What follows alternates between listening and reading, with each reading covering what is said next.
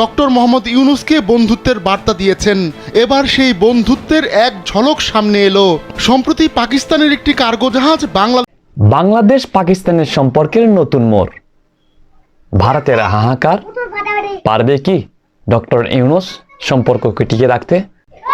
তো বন্ধুরা, বুঝতেই পারছেন আজকের ভিডিও আপনার জন্য কতটা গুরুত্বপূর্ণ এবং মূল্যবান, তাই পুরো ভিডিও দেখার আমন্ত্রণ রইল। যদিও বা বাংলাদেশের রাজনীতির অবস্থা খুবই ভয়াবহ, যদি ভিডিওটি স্কিপ করে দেখতে থাকেন তাহলে ভিডিওর আগাগোড়া কিছুই বুঝতে পারবেন না। তাই আপনার মূল্যবান সময়কে কথা বলে নষ্ট না করে ফিরবো মূল ভিডিওতে। বাংলাদেশের অন্তর্বর্তী সরকার দায়িত্ব নেয়ার পর থেকেই নজর কাড়ার চেষ্টা করে পাকিস্তান। বিশেষ করে দেশটির প্রধানমন্ত্রী শাহবাজ শরীফ বিভিন্ন ইস্যুতে অন্তর্বর্তী সরকারের প্রধান উপদেষ্টা ডক্টর মোহাম্মদ ইউনূসকে বন্ধুত্বের বার্তা দিয়েছেন। এবার সেই বন্ধুত্বের এক ঝলক সামনে এলো। সম্প্রতি পাকিস্তানের একটি কার্গো জাহাজ বাংলাদেশে এসে ভেড়ে। এতে ঢাকা ইসলামাবাদের মধ্যে সম্পর্ক উন্নয়নের ইঙ্গিত পাওয়া যাচ্ছে। তবে মাথা ব্যথা শুরু হয়ে গেছে বাংলাদেশের প্রতিবেশী ভারতের। ৭১-এর যুদ্ধের পর এই প্রথম পাকিস্তান থেকে সরাসরি একটি কার্গো জাহাজ বাংলাদেশে ভিড়েছে। ৫ দশকের বেশি সময় পর দুই দেশের মধ্যে এমন সামুদ্রিক সম্পর্ক স্থাপনে চিন্তায় পড়ে গেছে ভারত। দেশটির গণমাধ্যম টেলিগ্রাফ ইন্ডিয়া এক প্রতিবেদনে জানিয়েছে, নয়াদিল্লির মাথা ব্যথার সবচেয়ে বড় কারণ নিরাপত্তা। কারণ ভারতের পূর্ব ও পশ্চিমে থাকা দুই প্রতিবেশীর মধ্যে সম্পর্কের উন্নয়ন হলে দেশটির উত্তর পূর্বাঞ্চলীয় রাজ্যগুলো ঝুঁকির মুখে পড়বে। এসব রাজ্য বাংলাদেশের দক্ষিণ পূর্বাঞ্চলীয় জেলা চট্টগ্রাম লাগোয়া। আর এ কারণেই ভারতের যত চিন্তা। কয়েক মাস আগেও পাকিস্তানের সঙ্গে বাংলাদেশের রীতিমতো মুখ দেখাদেখি বন্ধ ছিল। এখন দুই দেশ নতুন সম্পর্কের জাল বুনছে। দশকের পর দশক বাংলাদেশ ও পাকিস্তান সিঙ্গাপুর বা কলম্বোর মতো তৃতীয় কোনো বন্দর দিয়ে বাণিজ্য চালিয়েছে। তবে বাংলাদেশের রাজনৈতিক পট পরিবর্তনে করাচি থেকে সরাসরি জাহাজ ভিড়েছে চট্টগ্রাম বন্দরে।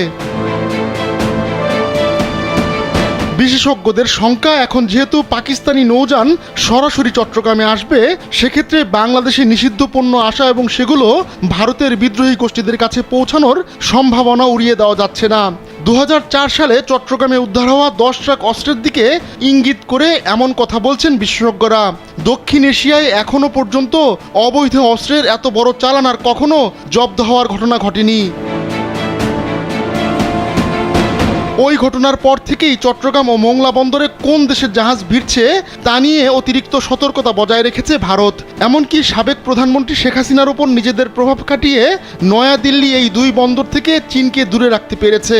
গেল বছর কৌশলে চীনকে হারিয়ে মোংলা বন্দরের একটি টার্মিনাল অপারেট করার অনুমতিও পেয়েছিল ভারত। এবার পাকিস্তানের জাহাজ আসায় উদ্বিগ্ন হয়ে পড়েছে দেশটি। ভারতের একটি নিরাপত্তা সূত্র বলছে, এখন এই দুই বন্দরেই ভিড়তে পারবে পাকিস্তানের জাহাজ। এমন পরিস্থিতিতে এই অঞ্চলে ভূরাজনীতিতে অবশ্যই প্রভাব পড়বে, কেননা মিয়ানমার ও চট্টগ্রামের খুব কাছাকাছি অবস্থিত। মিয়ানমার থেকে ভারতে অনুপ্রবেশ ও মাদকের চোরাচালান নিয়ে আগে থেকেই চিন্তিত ছিল নয়াদিল্লি। এখন নতুন করে যোগ হয়েছে পাকিস্তান। পাকিস্তানের কার্গো জাহাজে কি রয়েছে তা নিয়েও নয়াদিল্লির কর্মকর্তারা উদ্বিগ্ন। ভারতীয় বিশেষজ্ঞরা বলছেন, বাংলাদেশ ও পাকিস্তানের মধ্যে তুলা ও পাট নিয়ে বাণিজ্য হয়ে থাকে। তবে পাট রপ্তানির ক্ষেত্রে পাকিস্তান হয়তো ভারতের জায়গাটা দখল করতে পারবে না। কিন্তু ঢাকা ইসলামাবাদ সম্পর্ক জোরালো হলে ভারতের নিরাপত্তা ঝুঁকি বাড়বে। এরই মধ্যে ঢাকা জানিয়েছে তারা আগামী বছর পাকিস্তানের সঙ্গে একটি আন্তর্জাতিক নৌ মহড়ায় অংশ নেবে। এতে নতুন চ্যালেঞ্জের মুখে পড়েছে ভারত।